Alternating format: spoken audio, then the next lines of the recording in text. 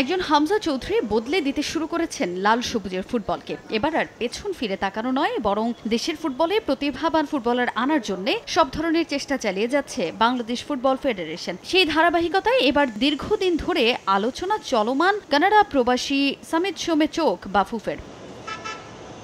Asian cup কোয়ালিফায়ার্সে ভারতের বিপক্ষে ম্যাচের পর এবার মিশন ঘরের মাঠে সিঙ্গাপুরের বিপক্ষে ম্যাচ। আর সেই ম্যাচের আগে সামিত সোমকে দলে অন্তর্ভুক্ত করতে তোড়জোড় চালিয়ে যাচ্ছে বাফুফে। শুধু সামিতই নন, বরং আগামী জুনে ৩০ জন বিদেশি ফুটবলারকে নিয়ে একটি ট্রায়ালেরও আয়োজন করার পরিকল্পনা দেশের ফুটবলের অভিভাবক সংস্থাটির, যেখানে ৪ জন প্রবাসী নারী ফুটবলারেরও ট্রায়ালে অংশ নেওয়ার কথা রয়েছে। আমরা এন্ড অফ জুন ২৫ তারিখের পরে 3 to 5 ডেজের একটি ট্রায়ালের প্ল্যান করছি।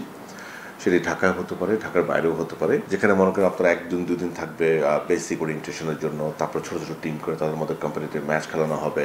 একদম প্রপার ট্রায়াল হবে, ভিডিওগ্রাফার থাকবে। ৪ জন নারী ফুটবলের সাথে যোগাযোগ হয়েছে, যাদের একজন ইতিমধ্যে তার বাবার সাথে আমি নিজের কথা বলেছি। নারী এশিয়ান কাপ কোয়ালিফায়ার্সের আগে প্রস্তুতি ম্যাচের জন্য প্রতিপক্ষ খুঁজছে বাফুফে। ইতোমধ্যেই জর্ডান ও মালয়েশিয়ার সঙ্গে কথাবার্তায় গিয়েছে ফেডারেশন। পরিকল্পনা আছে ত্রিদেশীয় সিরিজ আয়োজনেরও। এদিকে ৭ জন নারী ফুটবলারের ভুটানের লিগে খেলার প্রস্তাবকে ইতিবাচক হিসেবে দেখছে ফেডারেশন। আমাদের প্রেফারেন্স জর্ডান এবং মালয়েশিয়ার সাথে খেলা, কিংবা আপনারা জানেন যে লাস্ট উইন্ডোতে নেপাল একটি ত্রিদেশীয় টুর্নামেন্ট করেছিল ওরা।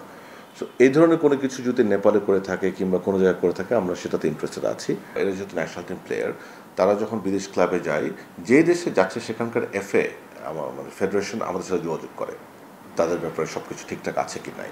তো সেই ব্যাপারে আমাদের সর্বাত্মক সহযোগিতা দিচ্ছি একদম প্রফেশনালি। ঈদের পর জাতীয় স্টেডিয়ামে নিজস্ব উদ্যোগে ঘাস লাগানোর কাজ শুরু করবে বাফুফে। আর শিগগিরই নারী ও পুরুষ ফুটবলে বেশ কয়েকটি কো স্পন্সর পাওয়ার ব্যাপারে আশাবাদী বাফুফের সহসভাপতি ফাহাদ করিমের। বিএফএফ এর পক্ষ থেকে স্টেডিয়ামটির যে ঘাসের যে ব্যাপারটা, সেটার উদ্যোগ ঈদের ঠিক পরপরই আমরা কাজ শুরু করে দেবো। ফুটবল পার্টনারটা আমরা চূড়ান্ত করবো ঈদের পরপরই। আমরা জাস্ট ঈদের বন্ধের জন্য ডিলে করেছি। এর বাইরে আমরা চেষ্টা করছি নারী এবং পুরুষ দলে আরো 2টো কো পার্টনার আনার জন্য, ইন্ডিভিজুয়াল কো পার্টনার আনার জন্য, যেটা হয়তো বা এপ্রিল মাসেই হয়তো হতে পারে। তাজিন খন্দকার, সময় সংবাদ।